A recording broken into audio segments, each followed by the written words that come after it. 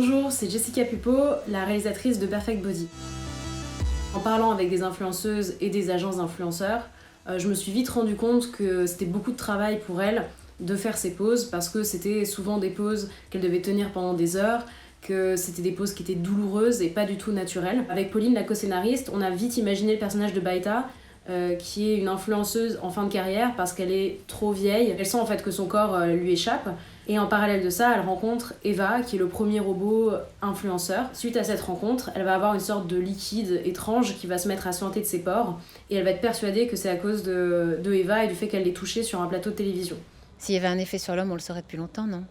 La dernière question qu'on voulait poser, c'était la quête de la sexualité dans ce monde-là. Aujourd'hui, il y a encore un problème majeur quant à la représentation de la sexualité, mais aussi quant au regard que la femme peut porter sur son propre corps. Pour moi, c'était important de pouvoir représenter la sexualité aussi différemment de ce dont on a l'habitude, c'est-à-dire que je voulais absolument pas érotiser le corps de Marie, qui joue Baïta, mais être vraiment toujours au plus près de son intimité et de son émotion.